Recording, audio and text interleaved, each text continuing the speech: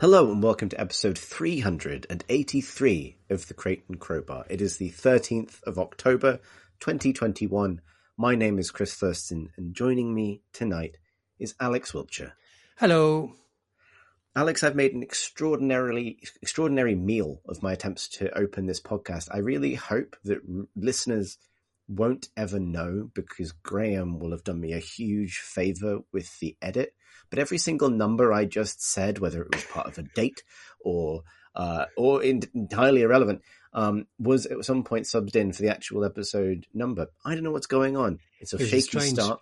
If only we could have eaten this meal of numbers that you provided. I just sort of something happened. There was some sort of cosmic movement that caused me to just blurt numbers for a while. I'm hanging a lampshade on this because I am aware that my desire to not stop and restart the recording has handed Graham a certain amount of ammunition to use against me. Do you feel an outro coming? I feel an outro. I feel it coming. Oh baby, I feel the outro coming. I just want to have my say about that before it does. Right? You can't, because you can't edit this out. This is too smoothed in. Exactly. This is he doesn't have the skills. Don't say that. This too closely resembles content for it to be removed. Alex, do you share my real terror of Willy Wonka? Yes. Thank you. All the versions of him as well. Yeah. Right. I think the Gene Wilder Willy Wonka and the Chocolate Factory was the first film I ever saw. Ooh, Mark. It genuinely might be. And I also thoroughly believe that my love of kind of like both cosmic horror and a sort of horror / fascination with like punishment horror was also born in that moment, right? That is a torture film. It is. It's about torture. It's about using kind of populations of people, just sort of as labor forces. It really was the Squid Game of its time, I think. It is, yeah. And it's about how the identity that people bring into this hell facility ultimately determines the means by which they leave it. And what kind of man could do that? Only an expert chocolatier, I believe. But the reason this is on my mind is because because my neighborhood WhatsApp group, which is principally a means for people to complain about the kind of angle and bearing of one another's bins, has come alive tonight because somebody's only gone and papped Timothy Chalamet down the weir, where they are filming Wonka. Who is Timothy Chalamet? I know this is probably a bad question. I'm very excited because this is a tremendously unsettling convergence for me, because obviously you got the origin of my terrors in Willy Wonka, but you've also got the origin of my love of space opera in Paul Atreides. He's the actor who plays Paul Atreides. He's him. Yeah, he's young leading man with cheekbones like a D12. It's him. Someone's papped him from extremely far away. So is he Wonka then? Yeah, he's young Wonka. They're doing like Wonka Origins or something. Wonka Origins, good fucking God. I know. This is just what a fucking state. Why would you do that? I mean, I think you're referring to cinema as a medium there. Yeah, it is. So, I mean, the one of the points that, like, the Charlie Chocolate and the Chocolate Factory. Charlie Chocolate and the Pocket Charlie Chocolate and the Charlie Chocolate and the Pocket Factory. Yeah, go on. The thing about it, like the thing that makes it work, is that you're wondering what kind of a monster Wonka is and where could he have come from. You never want that answered. And I know that the Tim Burton one actually did, but in a kind of expressionistic, Burton-y kind of way. Yeah, it wasn't very interestingly explained or shown off, but you you know, and it wasn't good. Don't go even more explicit about it. No. And no, I don't want. It's not like I want to keep Wonka kind of a great mystery because he's a wonderful part of human culture or anything. But like, just fucking don't bother. That's my review. Well, I'm glad to say, Alex, that where we might previously have shouted these sort of opinions that we hold very intensely for about 10 seconds and then never think about ever again, we would have shouted them pointlessly into microphones for the dubious benefit of a listening audience. You could actually leave your house right now, walk for about 25 minutes down to Pulteney Weir and scream this directly at Wonka himself. Chuck that fucking Chalamet in the fucking Weir. No, that's advocating. Like, no, we can't repeat the Les Miserables incident, where we chucked Russell Crowe in the Weir. Did they? Yes, I appreciate. We'll talk about games eventually, I promise. But one of my favourite cinema going experiences ever was seeing the Les Mis film, the recent one, with Marsh at the Little Theatre in Bath, which is a cinema principally kind of. It used to be before they opened an even posher cinema. It was the posh cinema. And we went to see Les Mis, and Marsh and I were the youngest people there by about 70 years. And the only people there who hadn't gone to see Les Mis immediately after their big Waitrose shop. And it was a rollicking old time. It was emotional. People were really feeling it, getting into the music. They were feeling the fervor of it. And then the best thing I've ever seen happened, which is obviously in spoilers for Les Mis, in that film, in that adaptation, the role of Javert, the police officer, is played by Russell Crowe, who sort of he's not the strongest singer. I quite like his presence in the film, but he sort of like honk weebles his sort of final song, stars out to the sky, the skies of Paris. And famously at the end of that song, he takes his own life. He jumps off a rooftop into the Seine. But in the film, he jumps off a rooftop in CGI Paris, and then transparently a big stuffed doll of Russell Crowe is thrown into Pulteney Weir in Bath. It's like very foamy thing. It lands with a wet crunch on those nice sort of like ovoid, like I don't know what they call breakers that are down there in the Weir. Yeah. And the moment this happened, this is like the emotional climax of this song, of also of this character, very much so, because it is literally the end of his life. And in that moment, the faint sniffles from every older gentleman in the room was replaced in that moment with, look, it's the Weir! Ooh, like in a that's very close to Waitrose. Very close to Waitrose. We were just down there earlier. And it was wonderful. It was one of my favourite cinema going moments. So I will say this for Charlie Chocolate Origins. It will have at least one moment that makes a Bath cinema audience go, well, that's just right down the road. Chocolate Origins. That's good. That is the Charlie's name, Chocolate Origins. Oh, yeah. Shit, that's the name of the film. Fuck, that's got to be the name of the film. Anyway. A Chocolate Orange. Stanley Kubrick's A Chocolate Orange. Fuck. Okay, we talked for 10 minutes about complete nothing. It's funny that we should have done this because you've got something very important to impart. Yeah, I've got very important. A piece of major housekeeping. Yeah, I've got major housekeeping to do, and you can tell I'm avoiding it because, well, it's good news, everyone. Don't worry, it's good news, everyone. We're excited. This is it, by the way. Episode ends here. We're done. We've got it. See you then. Bye. Giving up podcasting to scream at actors. Chalamet, fuck off. Alex, no! Splash. So let me compose myself because I've gone on a little magical fantasia of my own there. Maybe it's not too late for me to be an Oompa Loompa. I never thought I would have. We do have a major piece of housekeeping because over a few things. I think I mentioned the last time I was on the podcast, last week even, that we have been talking about the various sort of challenges that we faced with the podcast over the last couple of years, really. But coming to a bit of a head over the last couple of months, the issues with scheduling, being able to get the podcast out consistently and on time, and about some of the challenges we faced in terms of our own changing lives, changing relationship with games, changing sort of ability to render takes onto the things that we are playing or that we're encountering in the industry, because, so much has changed. It's funny that our website, which I plan to update very soon, hopefully by the time this goes out, is a sort of time capsule of a few years ago when I was still a journalist rather than a game developer, when, there's so many of our lives are in different configurations.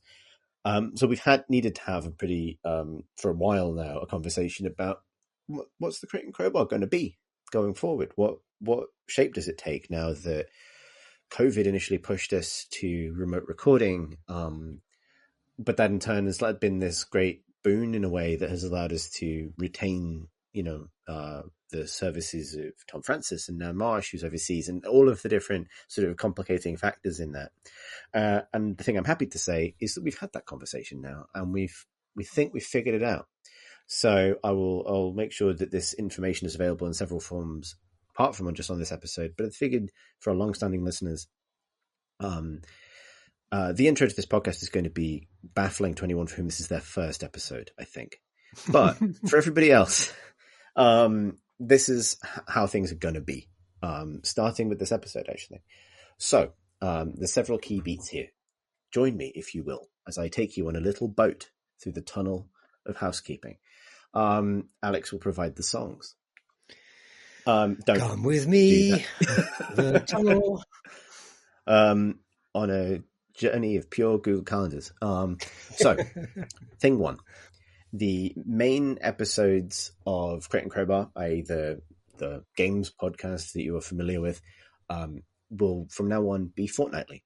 We are moving to a fortnightly schedule because this will allow us to, touch wood, consistently hit that Friday publish date that we traditionally aim for. And it gives us individually more time to gather up our hunks, to just pull them together, to play games, to play more of games, to develop richer takes on the things that we've been playing. To that end, though, that brings me to point number 2. Thing B, we're not just going to be a PC games podcast anymore. This has been implicitly true for a really, really long time. And one of the most common bits of feedback we've received is that the majority of people aren't that attached to the fact that this is billed as a PC gaming podcast. So we want to just formally acknowledge that shift. From now on, Crate & Crowbar will be a games podcast, and that means PC games, it means console games, it means board games, card games, in deck builders, whatever people have been playing that they find interesting. Because I think, and I will speak my own opinion on this, and I hope you agree, Alex. I think our best material tends to come either from the stories that arise from us playing games, or the kind of occasional design insights we can kind of offer, particularly the designers in our midst. And I don't think either of those things are attached to platform. Obviously, the fact that the PC is such a strong personal and professional shared element in our various histories will mean that I suspect it will remain pretty preeminent. Yeah. But we're no longer going to apologize every time someone wants to talk about a Switch game, or every time the most interesting thing someone's played that week was a board game, for example. We're just going to treat that as we would anything else. Exactly. It's going to be the same. It's like the thing that it's the same voice talking about really similar things, I think, is the thing. So yeah, right. I think that if you enjoyed the PC game takes, it'll be the same takes, but for all games. Indeed. And as I said, this is really more a case of formalizing something that has been implicitly the case than radically changing the formula, to be honest. The other side of that, which is also kind of, again, formalizing something that has been happening anyway, is we are basically going to change the way we approach both news and questions in slightly different ways. In the case of news, we are going to, I think what we have found is that we're not really a news podcast. Scheduling comes into this, but I don't think that's what we're kind of coming to. News is valuable to us when something happens that we find genuinely kind of chewy and worth kind of going over. like an E3 or a big announcement show or something like that, those things are worth it. But what we're not going to do is stretch for news every episode. So we're going to default to not doing news unless there is something that we actually want to draw out, in which case it may as well just be treated as a subject like any other. And we do know that that's going to be quite difficult to people like Bobby Kotick, listeners like that, who do take their insights into the game industry and current affairs from here as part of their approaches to the strategy of their major corporations. But I'm sorry, it's just not our interest. Right, exactly. I mean, I appreciate that the work we've already done in that regard on this episode means that right now someone is staying up late at Fortnite to make sure that the Wonka skin is there day and date. But you're quite right, Alex. I think that service to the industry we're just going to have to stop doing because it was free, and they can go screw themselves. Yeah, great. With regards to questions, we are still taking time to think about this. We basically want to think about how to make questions from questions as a segment a more rewarding experience to the people who write in, and a more kind of reliable or fruitful thing for us as podcasters. We've sort of seen the effect it has when we don't get to people's questions or we don't read them. And one thing that I think Marsh has said on Discord that I would repeat here is when we don't read out a question, it's not because of the question, it's because of us. It's because, it's like we struggle to have a great answer that we think would make for a fun podcast, or, we don't necessarily have a personal story to bring to bear about the issue being raised. And that is something that has become more of a thing over time. So we want to rethink it. And what that means is questions probably going away for a while. We will keep the mailbox open. And one thing I suspect is that the role of questions may have a relationship with the other part of this plan, which I will get to momentarily. I appreciate that answer regarding questions is a little kind of open at the moment, and that's because it's literally something we need to figure out. We think there's a huge amount of value in like having listener voices in the pod. Yeah, definitely. And some of the best stuff, I think we've had some amazing emails over the years, and we've also like some of the most fun I've ever had recording the podcast has been bouncing off that. I don't want to lose that, but I think as it has been working in the last couple of months, years, I think we need to make some changes. However, so obviously there's this sort of mixed news here, because obviously the consequence of those two changes is the podcast might get a little shorter as we focus on the kind of the meat of it, the stuff that we traditionally kind of bring. When I say shorter, I mean I think we're kind of going to informally aim for 60 to 90 minutes, which is approximately where we've been ending up lately anyway, as opposed to the sort of 2 hour plus marathons that we've traditionally done. So I appreciate, as a person who does comms from time to time, that there's some good there, and there's also some difficult stuff in terms of podcasts less frequently and that may be shorter. The big but that's coming, and you better believe there's a big but coming, is that we have a plan for the off weeks as well. So the off weeks are going to be the new time that you get lock-ins. So if you're not familiar, a lock-in is a format we kind of just started tinkering with over the years, which was an excuse for us to record essentially a supplementary podcast where we would go really deep initially on like a specific game. Like we wanted to do a spoilery podcast about Prey, for example. And later we kind of span it out into like the sort of Star Wars analysis podcasts I did with my sister. We've done it on many different subjects. I've recorded these with Pip about Animal Crossing and Valheim. A lock-in, as far as we're concerned, is basically our word for a one-off special podcast on a subject that's of interest to at least 2 of us, including people we can bring in or guests and so on. The plan is for us to provide a lock-in on the off weeks. So you'll still get a podcast every week. It will just alternate between a main episode, which is often recorded pretty close to when we publish them, and a lock-in, which in cases can be recorded a little bit further in advance, which will also give us a bit more of a buffer and make sure that we're getting the big content out even when the scheduling difficulties arise.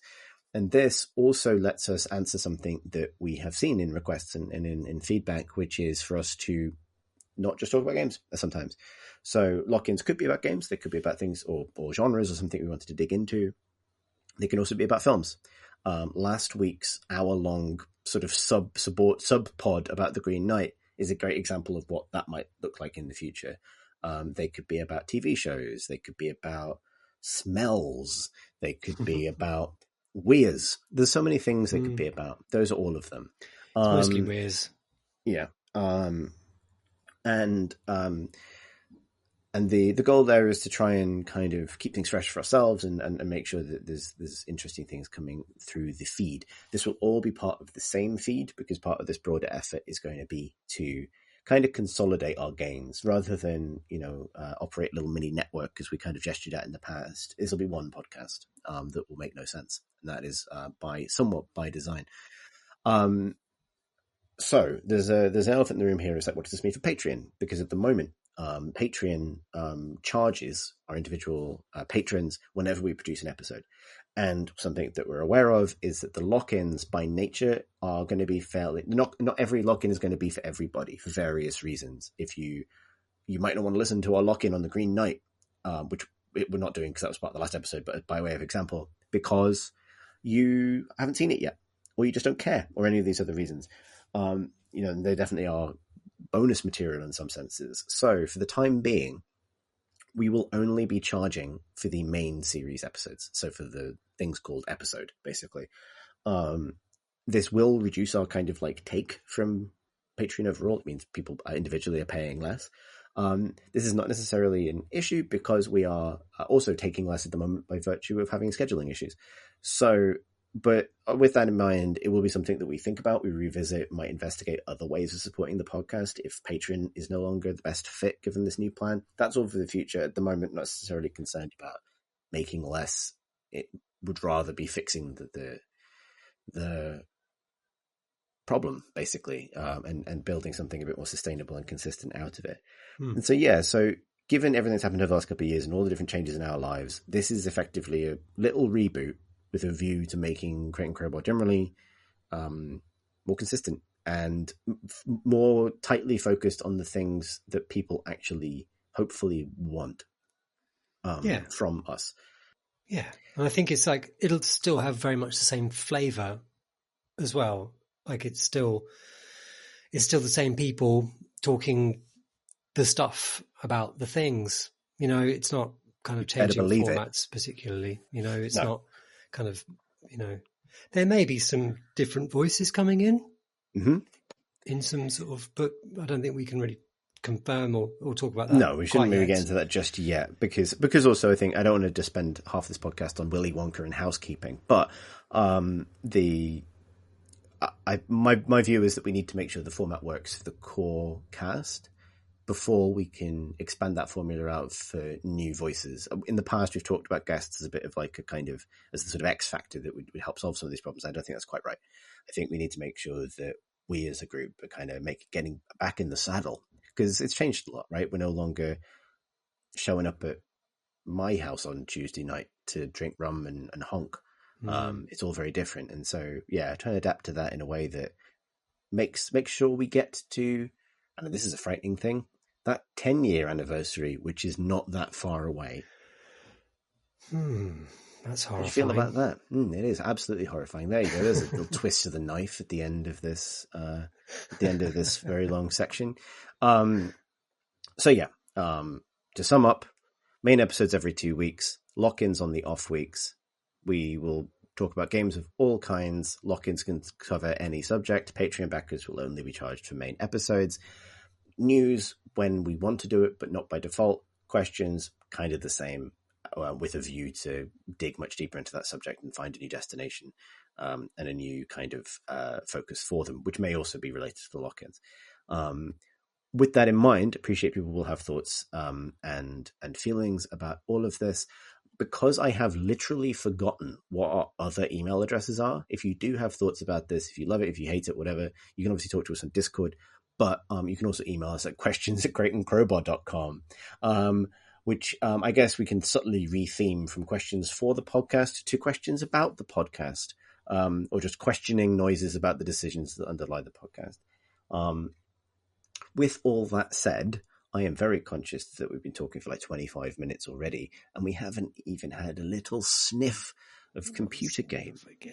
Not even a little bit. Can I offer you a whiff? I would take a big snort of game right now. Great big inward honk. Give me that big honk, Alex. Far Cry 6. That sounds like a game. That's a big honk. It is a big honk. It's a really big honk. All right, we said nothing was going to change, Alex. Come on.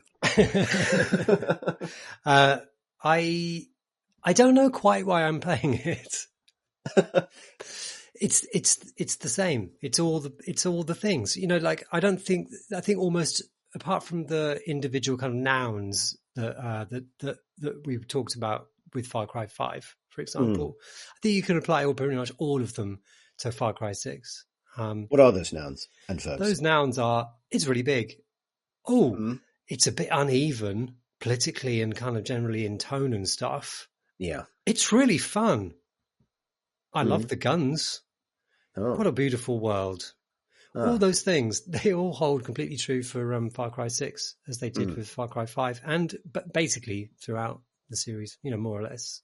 I think that the current tonal questionableness is more for 5 and 6, but Far Cry 6 is set, I would say 3 to 6 probably. Would you say 3? 3 was kind of like had a sort of a distance of sort of weird exoticism, and I know it was kind of set in a semi-realistic sort of environment, but I think it was a different age, and we forgave it, but it wouldn't stand up now.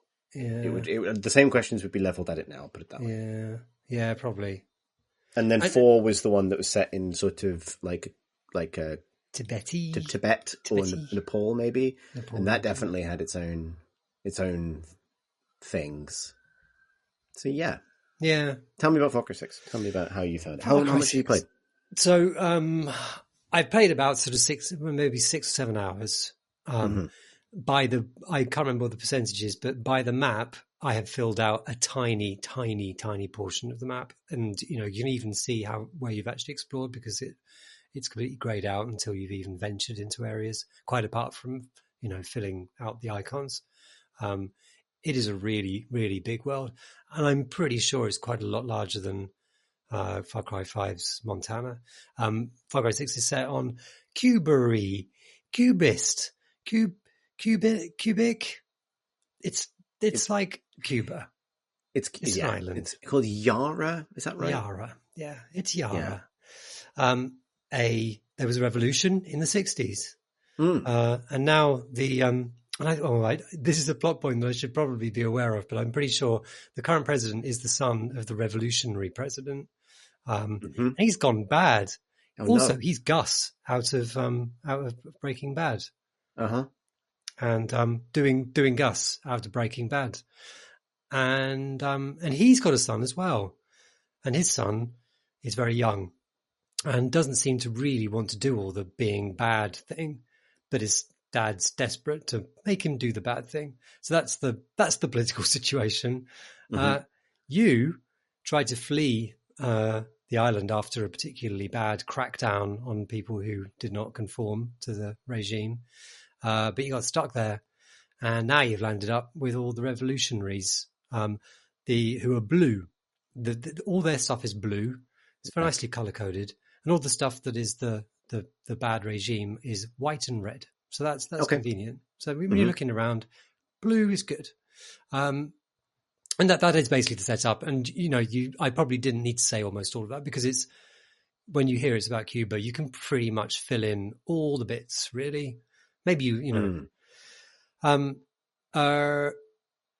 it's, by now, I mean, I don't even know how many spin-offs of Far Cry there are now. So there are 6 mainline games now.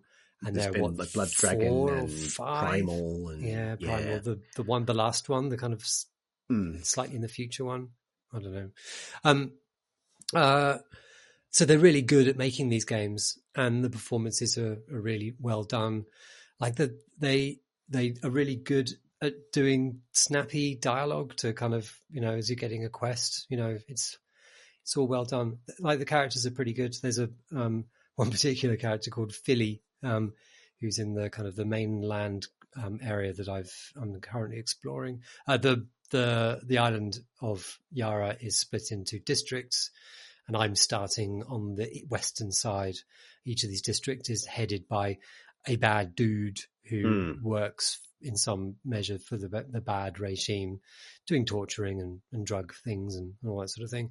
And I'm figuring out one. And there is a center of resistance in each of these regions that it seems to be the general pattern is that your job is to link up that resistance group with the one that you started with and to link them all up so that there's a cohesive force against the government.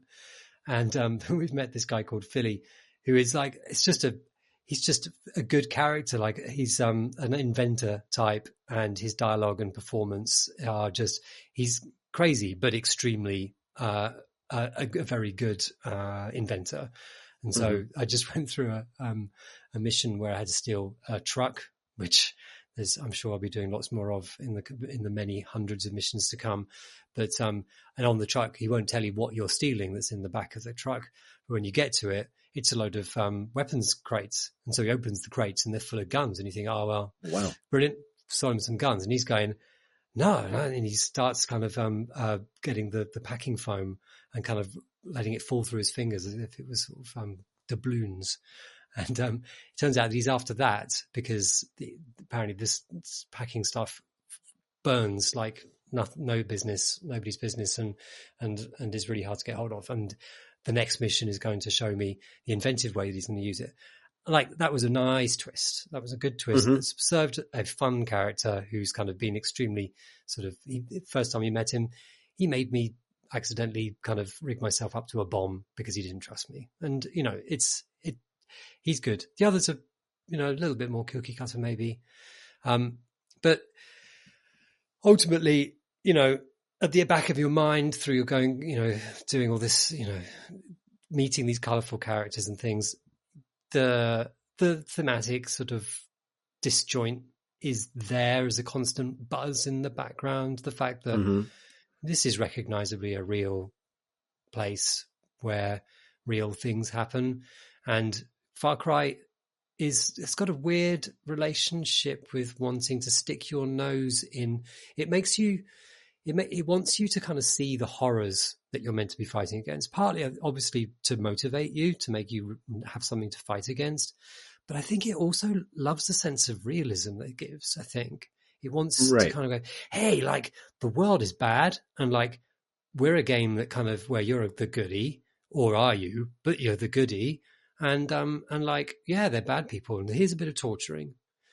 And up to that point, you've just been having a really nice time, just sort of shooting people and kind of seeing nice vistas and kind of, and, it's kind of sort of a constant buzz. And when you've got these sort of comedic characters and very cartoony characters, like sort of, there's the daughter of the family group that is the revolutionary group in the region that I'm currently exploring. She is kind of like this badass kind of fighter, guerrilla fighter who just sort of goes in and just murders everybody. And there's this scene where you first meet her where she's torturing a man in a chair. And it's kind of played for laughs to the extent that, she's punching him in the face, trying to get information out of him. And you've just walked into the room. Everybody is kind of, it's a trail of death up to this point through this building that you've kind of gone to try. She's at the top of it. You're finding it. And, she's torturing him in front of you.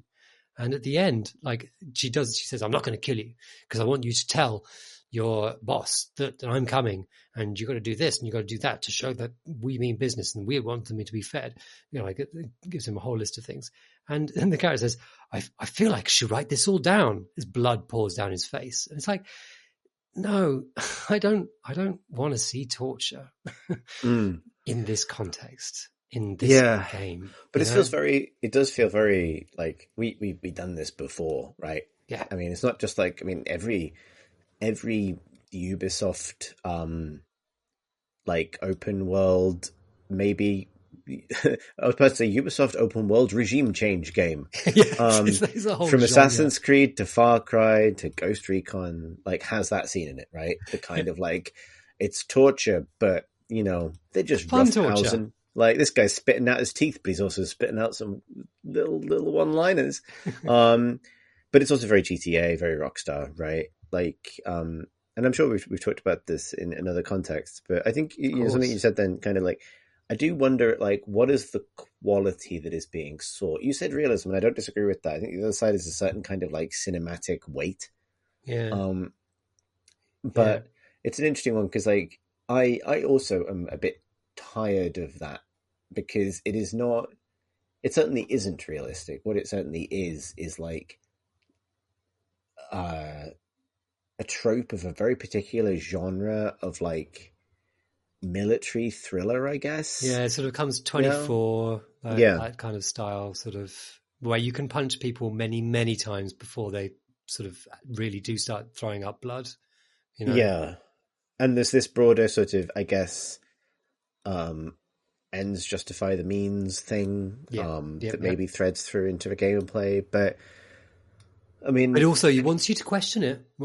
Just as you did with Jack Bauer. Ooh, is he a goodie or a baddie? Ooh, is this good or not? I mean, yeah, maybe there's a broader kind of like, you know, essay to be written here about like the collective asking, is this okay, by like Western pop culture post-war on terror, right? Like, just swathes of military fiction dedicated to the question, was that a bit much? I think for all of that genre, and definitely and particularly for games of this type, is that it actually provides a little bit of a get out clause, because these games and that genre are about violence. They're about reading and doing violence, shooting people, and when you're kind of got a character doing that to another one, and you're not controlling that character, and you're being invited to have a little think, and like, oh, is this bad? It kind of like oh, don't worry, I'm still a moral person. Oh, this is okay. I can, I've just been reminded of a general morality that I should follow, and now I feel better. Now I can go out with my favorite gun again and have fun. Right. It's interesting because but there's also that big swing, and I think it's very apparent in Far Cry 6, but in all the recent Far Cry games, where the kinds of violence you do are sort of ludicrous. Not that any of it's not realistic, but like, you have gadgets and contraptions and pets, and like your means of waging your guerrilla war are not in any way realistic, right? They're calibrated for fun. I mean, let me tell you about the time. So, I mean, it's the start sequence is like honed, that's so quick. It introduces you to just the right amount of stuff to get things moving along. Like it does, like it's a thing of finely honed beauty in its kind of brevity and speed. But it does mean that you are introduced to the motivation setting, providing woman who is going to die. You've established the relationship. She dies. You find yourself washed up on with your life made anew, and presented with a T-shirt wearing crocodile that will be your pet for the next within, I would say, 15 minutes. Like fucking hell, not many game series could do that. This one has. Hats off. T-shirt on. Yeah, I mean, I think there's this sort of thing of, I think it's good to question the genre of fiction the cinematic side of these games increasingly falls into, right, and like where it comes from. Because I think they've gotten very good, as you say, of like threading these things in and out of a gameplay experience, which is about something entirely different.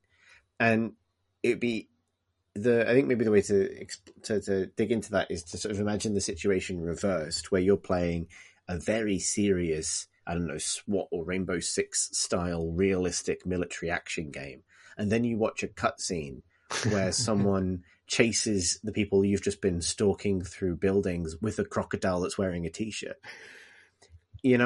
you would feel the same sort of sense of like, well, how do these things merge in that context? But the funny thing is, I think they've made it work the other way around, weirdly, or they at least have kind of created.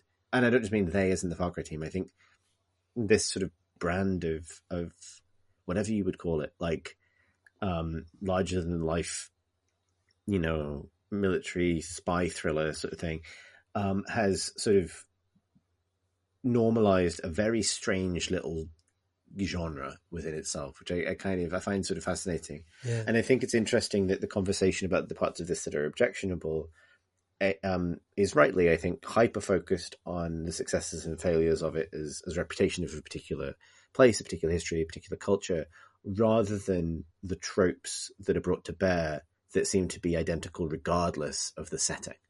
Like these same tropes showed up when this was Montana, when it was, Nepal or Tibet, and now when it's Cuba. And that is a sort of, it's weird how all purpose this kind of fiction is. Yeah. There's a good article I read yesterday on Wired titled "What Far Cry 6 Gets Wrong About Cuba." I've completely blanked on the name of the writer, Philip Enix Tadson. But it's really good. It's kind of well-researched, quite scholarly article about the history of Cuba and its representation in pop culture and how Far Cry 6 fits into that. And the thing I thought was interesting about that was a few points to do with sort of reality versus trope, I suppose, and the difficulties of representation within that. So one is that this sort of notion of Cuba as a kind of like time capsule where it's still the 60s, from the cars to the architecture to the music. I think the article, and I may be paraphrasing here, so apologies if I get the nuances here wrong, is very much a kind of a foreign notion, like an American notion born of ignorance about the reality of life within Cuba under kind of embargoes and very, very strict restrictions.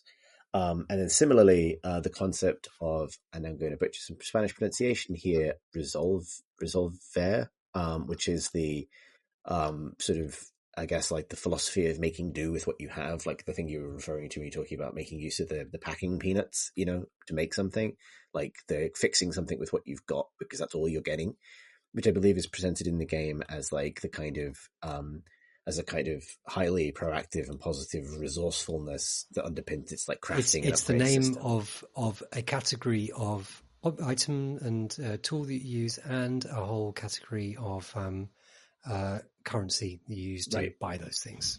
And the article makes the interesting point that is, they've certainly identified a quality or a specific kind of notion of like life in Cuba, and they've built a game system around it.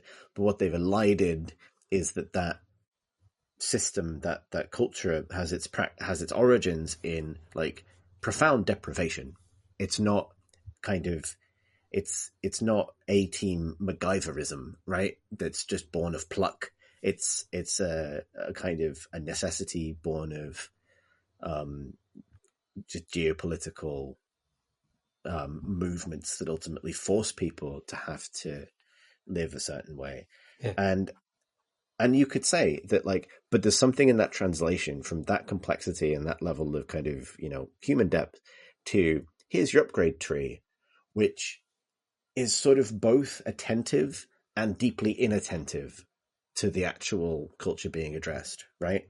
And it's the thing I find really interesting about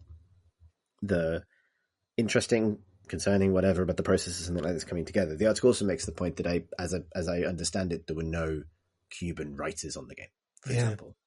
This is one of the things that sort of I've been really thinking about is the sheer detail that went into the creation of Montana for Far Cry 5. The detailing you could see how much close attention had been put into it and thought. I mean, it still had wildly kind of disjointed tone in it, but the details were all very sort of. This Cuba is just a cartoon character, and it as well, and that this is never meant to be in any way seen as a serious representation. And the thing that pisses me off about that is purely that any depiction of America will always come under intense security, not security, scrutiny, in a way that other parts of the world do not have that. You don't have that expectation of that. So I don't intrinsically mind, as an English kind of white man, of course I don't, that's sort of it, but I don't have a problem with a cartoony representation of Cuba in general, in the same way that I don't mind a cartoon representation of Montana, but it's the care with which the investment they put into Montana that they haven't put into Cuba, which feels shit. It feels shitty. And I suppose there's always then that clash between like what is cartoonish and what is acceptable within a cartoon, which is where you get to the discomfort around torture is an easy trope and so on. I was thinking about this because I think the series that like sits alongside this as a counterpoint is Just Cause, right? Yeah. Which also has its roots in sort of cartoon Cuba, basically, at least originally, and is far more obviously and transparently a cartoon throughout, right? And I'm not saying that makes it a big win for the representation of that culture. I think what it does is it makes it internally consistent. Yep. I mean, and that itself is like a very a quality you've got to be guarded about whether it's a good thing or not. But it's sort of, I think the thing that still registers as uncomfortable in these games is partly like the persistent the persistent like discordant feeling of that clash between what they would like to dramatize and what they would like to bring to life through gameplay. There's a word for this, I'm not saying it. And the fact that over the years that remains discordant, and specifically it remains discordant to us, and I think probably to audiences generally to some extent, but at some point this has gotten so normal in this fiction that presumably audiences will stop noticing. I don't know how the kids feel about this. But it's like, at what point does someone's act of wonky genre synthesis that assholes like me think doesn't work just become a genre, right, and cease to be questioned? And I don't know. Clearly hasn't happened yet, but who can say? I'll ask you this though, and this is something, because I know that like obviously Tom, I think, Francis has played like every Far Cry game because its core loop is so appealing to him, like the outpost knocking over, mix of stealth and action and freeform kind of approaches and things. Does that still work for you? Like, is there still appeal in that? And can this broader thing that all the stuff we're talking about still function as just like a retheming of a experience that's nice to get back? Yeah, because I'm playing it. I'm enjoying it enormously because it's Far Cry, and they're really good, as I said earlier, about making this game by now. Like the guns feel great. I love their kind of DMR style kind of. You get a rifle, you put a silencer on it, and a bit of a zoom scope on it, and you just put armor piercing bullets in it, and it's a fucking great weapon because you're getting headshots all the time. But if you miss, if you're going to be messed, you'll have probably revealed your position because I'll detect the bullet going past them, and there's a nice, lovely risk reward there. But it's very, very powerful. I love sneaking into all of the outposts and things with that thing, and it flows in and out of kind of combat and then hiding and seeking and you in this beautiful environment, varied and filled with these vehicles, and their vehicles feel pretty good now. There's this larder thing that I thought, fuck it, I'll drive the larder out of my hillside kind of base down all these very, very wiggly mud roads. And it felt like a rally game all of a sudden. I was like, fucking hell, the handling is like feeling actually fun now in a way that it never did, in a few inceptions ago. I can't remember how it felt in 5 actually, but all of these different factors it's really fun. And the upgrade system makes it quite compulsive as well, because you get this drip feed of improvements that you can choose to put into weapons, and it really does ask you to focus a very specific build on yourself, because you're holding 3 main weapons, and each of them, their upgrades are very specific. You can have one type of ammunition, and that makes it very good at piercing armor, or very good at piercing normal flesh, and not good at the other way. Yeah, exactly. This one will go through a wall, but it won't go through a man. Yeah. And like it makes you make choices, and it means that you are constantly tweaking your approach to things, and like I like that really highly opinionated kind of approach to upgrading. And it is, there's so much of it that there's a constant drip feed of new things, but there's so much more to fill out, and very little of it is perfect. It's very good at holding you at kind of like hey, this feels good and I'm having a nice time, but I bet it could be better. That's the game I'm playing, and it's fucking great. I had a really good time failing to capture actually in the end a roadblock. There are the regime has these roadblocks. I don't think they're in Far Cry 5, but they're kind of outpost. But the fact that they're a roadblock means that you've got this constant trickle of enemy traffic kind of coming in, and then getting snarled up in this huge bun fight of a thing that I caused myself. In this one, I hadn't really intended on taking it. Sorry, I was in a mission. I was actually in a mission. I had to steal yet another lorry, and I missed a turning. And the turning was just before this outpost. And in this game, if you don't stop for the outpost, it has these kind of tire poppers. What do they call them? Well, it's stinger strips kind of thing. Stinger strip, and you basically just stop straight away, and then they all attack you. So I piled out of the lorry and kind of managed to lose them by kind of tracking around into the undergrowth, came back in again, saw that there was a really good kind of crate thing to open that was in this locked building. I thought, right, okay, I'm going to find the leader of this outpost. I'm going to go get him. Got him, and then just this rolling battle. Like I'd managed to trigger the kind of the main army to come and attack as well. Helicopter appeared overhead. That was kind of firing down on me. A tank turned up, and it's just all the way through it. I changed my pet to chorizo or chorizo, the two-legged dog. It's like a little sausage dog, right?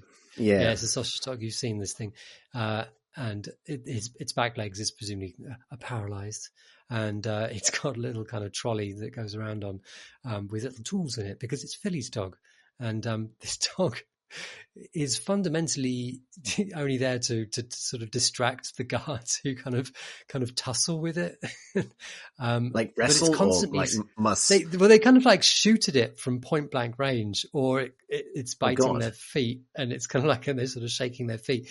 It sounds more kind of horrific than it actually is in vision, in sight. And actually this dog is somehow to shrug off like the amount of ordnance that it's been thrown itself. I don't know. Anyway, it makes this squeaking sound as it goes along, like, so you know where it is, or you know that it's present. It's like squeaky, squeaky, squeaky in the middle of this vast fucking battle that I'd kind of accidentally kind of brought down on myself. And that's Far Cry. Like, Far Cry is this game which kind of sort of the needle flips from there to this incredibly controlled kind of silenced weapon kind of style kind of incursion where you're never seen. It's a really good fun game. It's Far Cry. It's good, but it's also bad. The duality of man. I mean, this is the thing, because I feel like it's like appropriate to try not to, like, this is exactly what I'm saying, to try not to forget how strange these games are as pieces of entertainment. Yeah. And everything you just described sounds great, and now I kind of want to play it, because I think I skipped I really haven't played a lot of Far Cry games since 4. Yeah. Okay. So You'll have a nice yeah, surprise. I've got that. They've really honed the gun feel, driving feel, like a car feel, all of it. It's all. Oh, Chris, I'm sorry. It's interesting, isn't it? Because, and this is not to borrow from a future lock-in potentially, but I think I've got this sort of like sensitivity, I suppose, to do these narrative decisions make sense? Are you simply enabling a set piece for its own benefit? Like, does this need to be tropey in the way that it's tropey? Does it need this sort of edgy content, et cetera, et cetera? But then I think about like what I enjoyed about going to see James Bond recently, and how I don't almost like I have to kind of just detach completely from its just very strange perception of the world and how detached it is from its perception of its world. And just enjoy the fact that, like, I was in that film for the 2 to 8 hours that took. I'm not sure exactly how. Principally just for the moments where I'd go, it's nice to see some practical special effects. I do like it whenever they get that big piston and flip a Land Rover over. Those are good. I like that. That's the same. It's like, the way that enemy guard's head popped. Yeah. With my armor-piercing bullet. The craft of it, right? The strange craft of it. It's like, we built this art form that's about flipping Jeeps over, and we've just got to accept that. Like, a lot of work goes into it. What we set dressing we put around that ultimately changes. Doesn't matter. We're just here to flip the Jeeps over. I'm conscious that we're almost lock in on Far Cry 6, so yeah, maybe we should talk about what you've been playing. Yeah, so what I've been playing was actually I've actually played a few games recently. I've sort of the monkey's paw changing the pod format so that we have more time to play games is that it's hit at a time where I've actually played a bunch of things. Yeah. So I'm going to talk about one thing now, but I did want to mention that briefly, because it occurred to me that while you were talking about free-form action games about evolving situations, I have now finished Deathloop, and I would like to return to it probably on a future episode when I if I can get on an episode with people who I've also finished it, basically, I suppose. Maybe that is a lock-in, because I think I might be unique among our set of really liking it. But realizing what a kind of strange Venn diagram you need to squeeze into in order for that to be the case, like being the sort of person who likes Dishonored, but also specifically likes playing Dishonored loud, the sort of person who really doesn't like quick saves and almost enjoys being forced to put them down, the sort of person who loves weird PvP. I played the whole game with the invasions on and really enjoyed it, and they provided many of my favorite moments. I really liked it. I thought it was a very strange game, and I can understand the mixed feelings about it.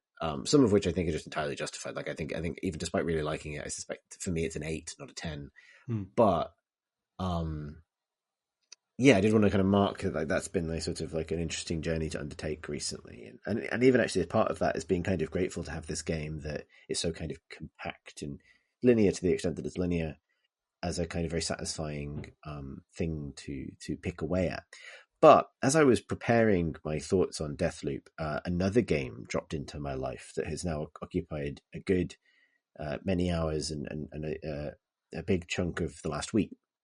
It feels like the last week, it may only be a couple of days, which is a game called Splitgate. And Splitgate is a competitive first-person shooter from a new studio, 1047, I believe. And it is advertised as Halo meets Portal, and that is correct. It is Halo plus Portal plus Unreal Tournament plus Overwatch's font. It's specifically it's Halo's weapons and to some extent Halo's movement, although it does have a cheeky little jump pack which has got a little whiff of tribes to it, but not to that extent. Like a soupçon. Like a little sniff of tribes. But otherwise very much Halo's kind of armory. It has portals, which I'll get to, and then it has Unreal Tournament's map feel. And I don't know what I mean by that, but I wish I could tell you. It's both the combination of verticality, wide arenas, a sort of future sports kind of aesthetic in some ways, but a future sports aesthetic populated by a truly like cursed group of characters. Later games in this, your shoot manias or whatever would lean more comfortably into the kind of like, this is Tron kind of feeling. You're all sportsmen, or this is, rollerball or something.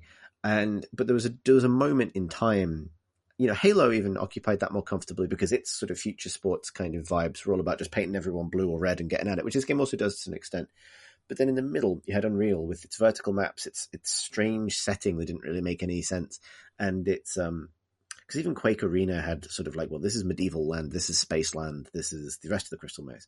Whereas Unreal was always this sense of like, well, we designed this map that is set in space, we designed this map that's in a tomb, we designed this map that's in Egypt, and this map which is set in a Rocket League track, basically.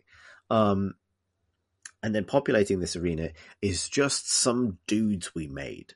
We will not explain any of them. Oh, so what's the setup? Is it future sport? It's future sports. It's almost not interested in setup really.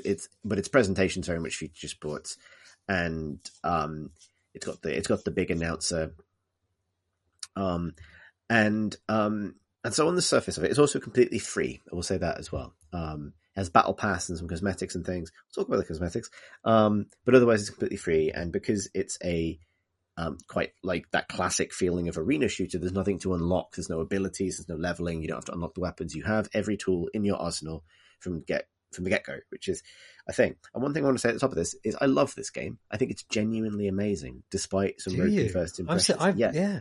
Okay. It's genuinely great. And I think we're heading into quite a rich winter for these games, partly because Halo's coming back and Battlefield's on the way and all the rest of it. But it is initially almost too much, and I've been playing it from the initial. My initial approach was, oh boy, this is one of those games, and I recognize it really intensely, that once upon a time I would have written a gushing preview of because I wanted it to succeed. Because I am like the guy who loved Lawbreakers, right? Like anyone who's listened to this podcast over the years, I love a doomed shooter, right? Like, I love it when people reach design-wise. And what is really interesting about this is like every day when I log in to play it, I have to wait a few minutes because the servers are at capacity and you queue to get in. Like it seems to have done really, really well. Holy crap. And I think part of that might be because it's free immediately and maybe it's just the right thing at the right time. Because what's wild about it is all those other games that I have mentioned usually have like a big high concept or something like Overwatch style characters married to rocket movement, or which is Lawbreakers pretty much, or whatever it is. And Splitgate has its big concept, portals, and I can't believe I've talked about this one without talking about portals yet, talking about how they work. But it has so much else from these other games, I think the game modes and things that I should get to talking about, that at least on first impression, I didn't think it held together. It was almost like there was too many mechanics. Like, you do the movement tutorial when you first load the game, most of it's fine, but you're like, what the fuck? Why have I got a jetpack? Okay. And, in a very strange control decision that eventually becomes second nature, you've got your WASD. It's one of those games. You've got your WASD, but then you've got your portals. And the way they work is this, that most maps are covered in this particular material that can take a portal, classic portal thing, but rather than it being like the slightly painted white concrete or whatever, it's this like blue laser mesh. And you'll find it in many locations throughout the maps, some of them fairly innocuous, some of them obviously strategic. And you can press Q and E to fire at any time, regardless of what weapon you're carrying, your two colored portals in classic portal style. And then you can press Z and X to close the two portals respectively. And you can shoot a portal infinite distance as long as you can see the surface that it will hit and it's unobstructed. And your portals last a certain amount of time unless they are hit by a grenade, which closes them. You can travel through any portal, but you can only see through your own. And you can shoot through any portal, but only see through your own. And enemy portals show up as red, regardless of the colors. And your friendly portals, you do see the colors, but again, you can't see through them. And this is a really complicated set of rules. It's so complicated that the portal side of the game, like without it, this would be a pretty fun Halo-style arena shooter that is free with good movement, some snappy guns and that sort of thing. With portals, it gains this identity of its own that allows for a degree of big brain that I found initially like disgusting and then very compelling. It was like, because initially like, fuck me, I can't do this. Like, imagine everything you know about learning a map in an FPS, right? The routes, the pathways, and then imagine add infinite range portals to that and the sightlines they can set up, and it's just so much. But then what happened for me is I started breaking it down into manageable things. Like, so I found that I just got into this habit that I treat my E portal, which is I think the yellow one, as is my escape port. So after I've respawned and I'm heading into the fight, I'll stick that somewhere interesting. Maybe it'll come out next to a weapon pickup or into a big good vantage point or something like that.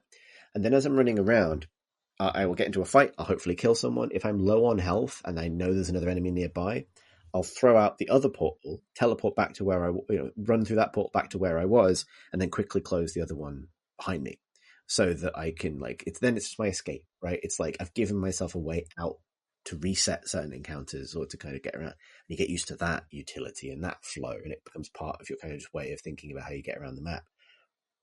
And then with that kind of level of comfort with that mechanic, you start being able to make plays with it, and they feel amazing. Because the thing about Portal is the thrill of Portal, the puzzle game, was seeing what you need to do and then executing it, and you only really need to do it successfully once.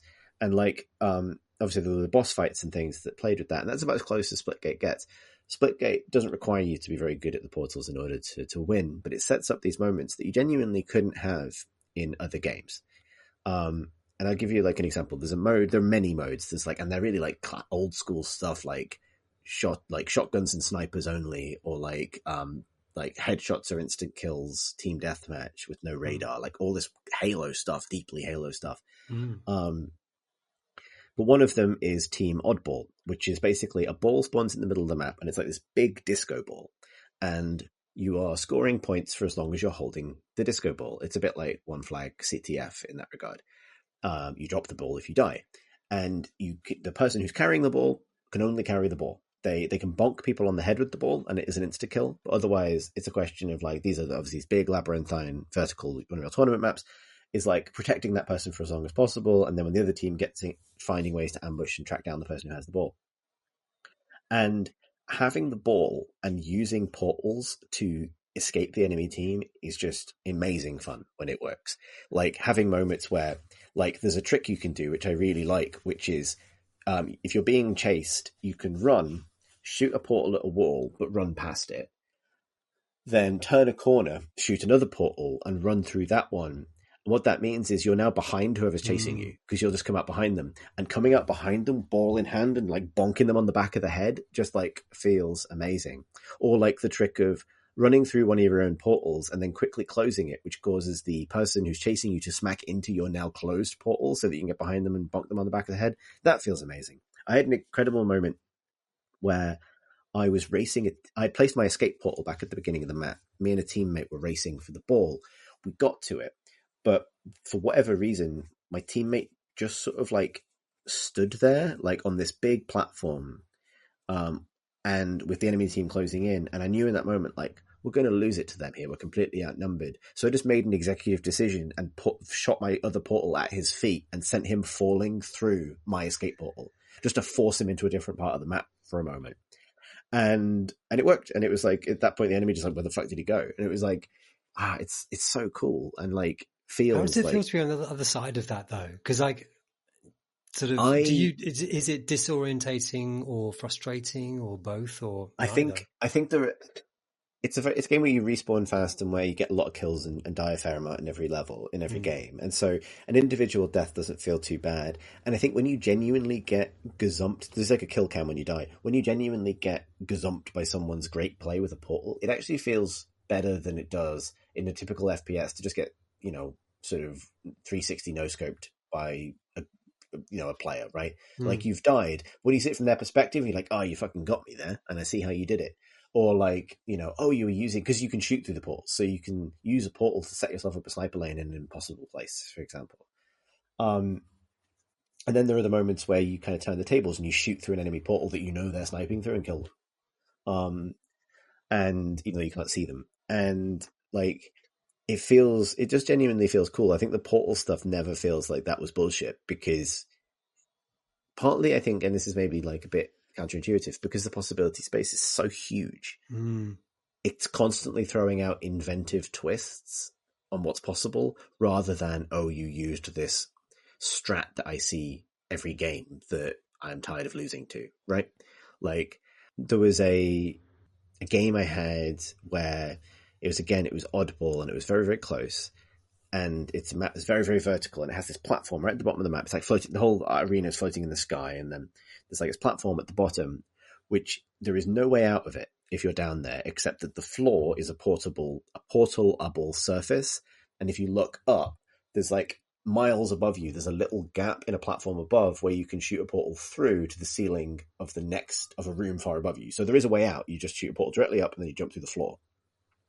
And I was like on a platform looking down on this, and there were 2 enemy players down there, and they kept trying to portal out. Like, they would fire a portal up, and then they would look down and fire a portal down. And as they would do that, I would just throw a grenade, so it hit them at the same time as they fired the portal down, and it would close the portal. And I managed to keep them stuck there for about 20 seconds. It wasn't a super amount of time, but it was enough to get us 20 extra seconds on the ball, because I was effectively just holding up 2 members of their team. I wasn't killing them. I was just holding them up. And that was actually worse than killing them, because then they couldn't respawn and go become nuisances somewhere else. And that stuff was like, I've never done that in a game before. I've never just like switched off someone's ability to move by like closing their portal. It was like that stuff I just think is like, it's really weird that it works. It feels like it should, but it clearly does. And moreover, I think it's so breezy. Like, you're in a game quickly, you're out of a game quickly, the modes are varied, that like you sort of it passes the time very very pleasantly, despite being so kind of like potentially daunting as a set of mechanics to get your head around. Yeah, I mean, I'm absolutely daunted. When I first read about it, I thought that feels like 40 chess, like it's sort of kind of, or at least that it'd be so loose and chaotic that it wouldn't find its own form. I suspect there will be some highest level of competitive play that I never get anywhere near that is deeply complicated. I mean, how much extra dexterity and thought does it take moment to moment? Obviously, you're thinking about your guns and things, and like I suppose sort of team-based shooters like Overwatch are constantly asking you to think about the way that you use your skills on top of your gunplay, cooldowns and things. So presumably, it occupies that same space that I think it does, and I think I would argue it occupies a kind of a unique thing where, so I might sound like a huge dickhead now, bear with me. So if you think about it, a lot of these shooters have a very particular rhythm where you have your respawn. You respawn. If the game is doing its job, you will respawn somewhere away from the enemy. And then you will go through a period of, if you're playing well, strategic thinking or tactical thinking, as you think about the angle that you'd like to approach the enemy from. And that is complicated in a multiplayer setting by the fact that you don't necessarily know where the enemy is. You may have a good idea. You may have scanners or some other system that lets you have a sense, or pings or whatever. But you've got to mix what you don't know with what you do know, plan an approach, and then be ready for what comes. And that is true of any kind of team deathmatch game or whatever in this context. And that is also the time in an Overwatch or a Destiny, for example, where you're also thinking about what abilities you have, what's about to come off cooldown, what you might do when you get there. And some of these games have abilities that allow you to make some other decisions about setting up traps or defenses or laying down a wall or whatever it is to kind of change something about that strategic approach. And then when you've done that, you're in the mix, and then it's all about Twitch skill and your ability to 1v1 another player, the ability to kind of outplay them, outshoot them, outclick them, etc. And that's where the Twitch skill comes in. And the Twitch, the outcome of your success in that arena is half like reactions and the stuff that you kind of the quick skill, and partly the payoff to the set, however much thought you've put into the setup of this arena, right? So, and that's a very, very complicated way of explaining. If you play well, sometimes you behind the other person and you kill them, right? What I find really interesting about Splitgate, which I keep wanting to call Slipgate, and I think it's Split, is that that strategic time is when you do most of your portal thinking. I think, at least if you're me, I find thinking with portals, to borrow that phrase, in the moment is extremely hard. And the moments where I've done it successfully have felt amazing, but my brain won't do that every time. But I think I play a lot of FPS games, and I've always been the kind of FPS player where I think most of my skills lie in the approach, and it lets me set up things about my approach that other games don't. And what that means is that those moments where I'm not surrounded by enemy players are made more interesting thanks to the tools at my disposal, right? It's like I'm not just thinking about where the enemy is, I'm thinking about where I could put a portal to put myself in the next strategically advantageous position. Or I'm thinking about where I might need to escape to, or where I might need to get to later. So, for example, and I find it helpful to talk about it in sense of my thinking maturing. Initially it was like, okay, I'll have an escape. And then it was like, well, where do I put that escape? And broadly speaking, in a very vertical map, even with the jetpack, it's always going to be easier to fall than to climb. And so putting your escape portal or your kind of, in case of emergencies portal somewhere high up effectively resets your position in the map in a place where players are less likely to be, because it takes more time to get there, unless you portal. And also, then kind of like gives you usually a more commanding view about how the match is panning out, which allows you to do interesting things like you are pretty sure the enemy's in a particular direction, you go in that direction, turns out to be a bit of a bust, rather than then like wandering around aimlessly until you find them. You're like, I'm going to reset, I'm going to portal back to where I was and then try this again with the information I now have. These sound like small things, but they add up and they create a much more like what should be 4D chess, and I suspect could be, for me, ends up as this like consistently engaging brain tickle. Like the fighting is fun. The weapons they feel that they're like they're a bit like Halo's guns, and they're like a weird combination of weightless and impactful, where it's like they feel a bit like you're firing Laser Quest guns, but it nonetheless feels pretty fucking good to get a headshot, which is a formula I don't understand, but it's probably magic. And the individual combat I do enjoy, but what it does do is it just like I am completely engaged when I'm playing this game, right? Like for the time that I'm playing, I just play one match as like a break, like a 10-minute break for myself, and then close it again. Then if I'm playing with a friend, maybe I could go a little bit longer. But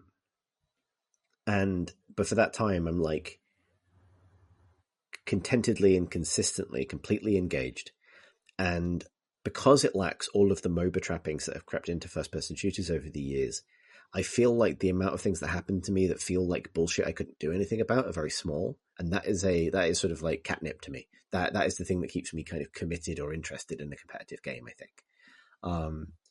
And so I think despite how bizarrely mechanics heavy it is, there's actually it's funny because its execution, because it's ropey for some of the reasons I want to talk about in some ways, I would never call it elegant, but I almost think the sum of its parts ends up creating quite an elegant experience, if that makes sense. Yeah. That sounds a lot more better than I expected. It looked, yeah. I'm never going to play it. No. I want to play it now, having talked about it. I do want to say, one thing that's really interesting about it is they've gone for this very generous model, right? It's like Battle Pass supported, that you can buy some cosmetics, but otherwise you're not buying for the stuff that gets you access to that interesting sandbox, which is where all the joy of it comes from. And I haven't actually spent any money on it yet, and I intend to get the Battle Pass because I want to have paid them some money for this game that I think is great. Because, oh my god, the cosmetics are awful. Like, tell me about the characters first. So when you begin, your default character, let's call him the Poundland Master Chief. It's just, or it's the answer to the question, we've got Halo at home, like it's just a man. He's just this man. It's just a man, a robot man in his suit with his visor and his blue armor. Cool. Here he is. And then if you're on the red team, he's red. And then you've got various variants on that formula, sort of fairly indistinguishable future army battle man. Just it's got like, there was this when I was growing up in Liverpool, there was this like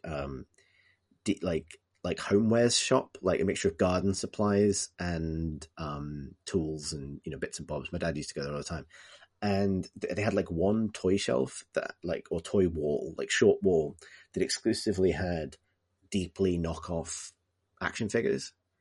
And so there is a sense memory I have from being very little, which is like wandering around the DIY center with my dad, and basically the smell of like fresh soil and timber, like that garden center smell, as it is associated with like the most knockoff He-Man you've ever seen. Like, and this game smells like that to me. It's funny. It's like, it's quite wholesome because the designs are so rough. And that stuff is like kind of inoffensive in that it's just naff, and like the guns are all fine. You get skins that are ugly or whatever.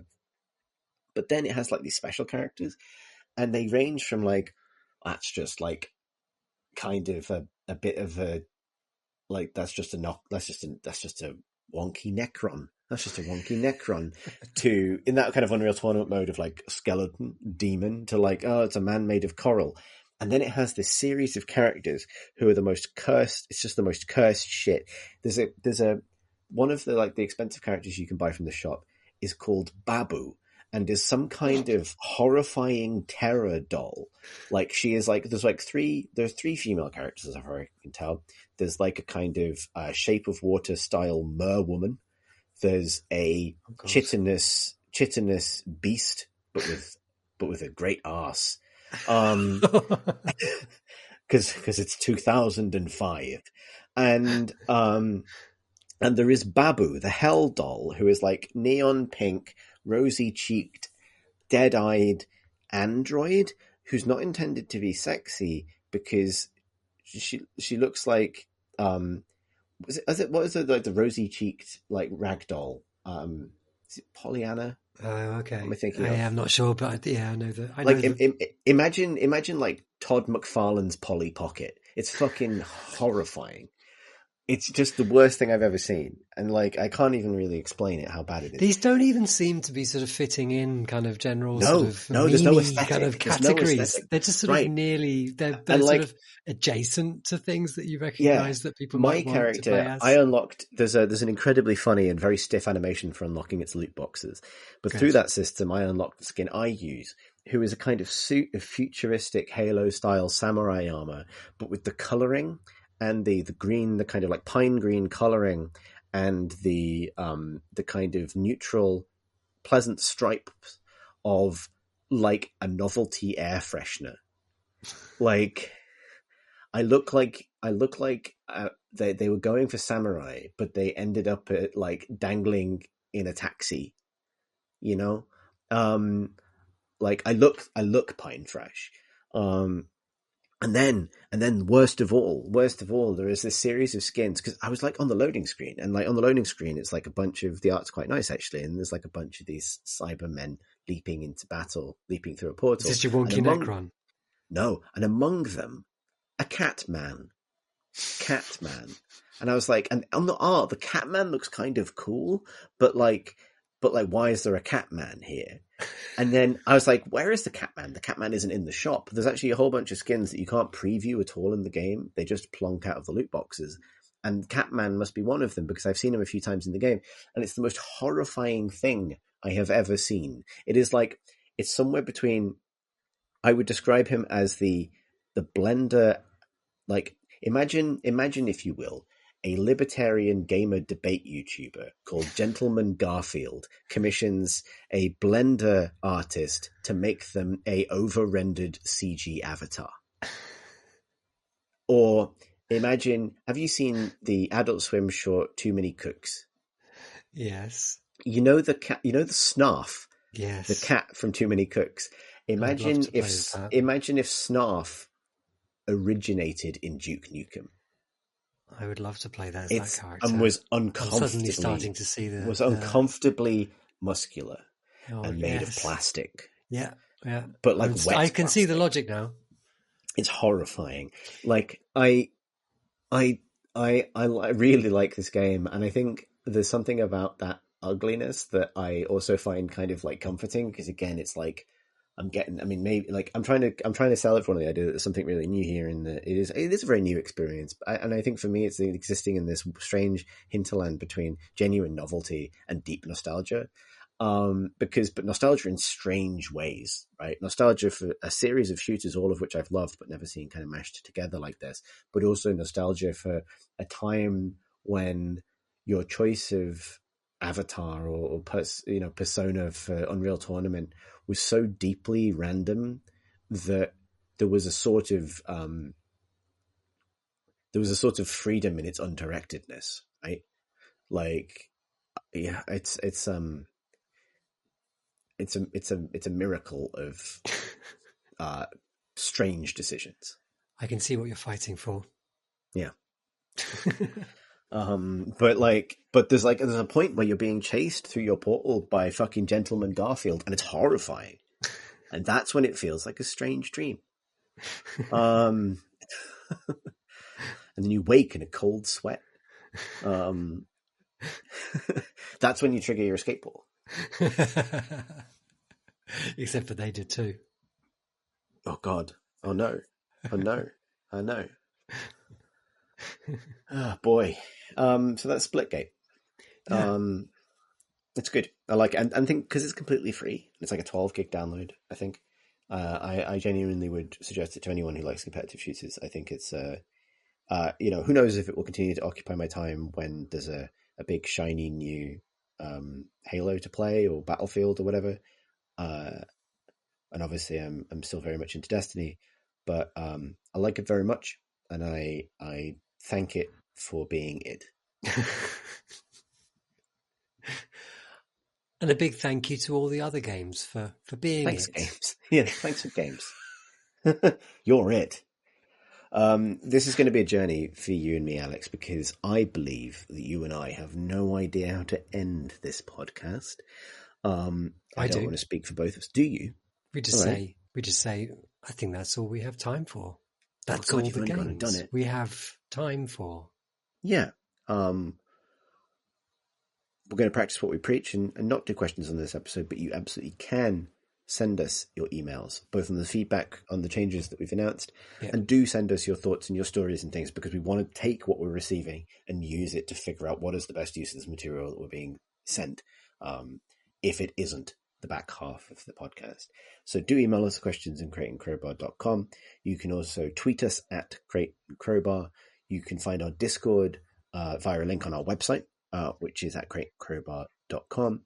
Thank you to all of our Patreon backers. You can find out more about supporting the podcast at patreon.com/crateandcrowbar. That's it. I have been Timothy Chalamet. And I have been another Wonka. Who was Gene Wilder. The lost... I think that's the only other one you could pick. Thanks for listening. Thanks for listening. Thanks for listening, everybody.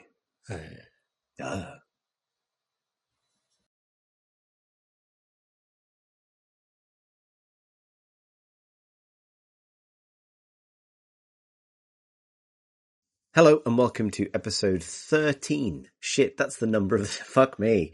Starting this again. Hello and welcome to episode 200... Fuck. I'm not... Graham, this isn't a bit. Graham, this isn't a bit. I'm dying.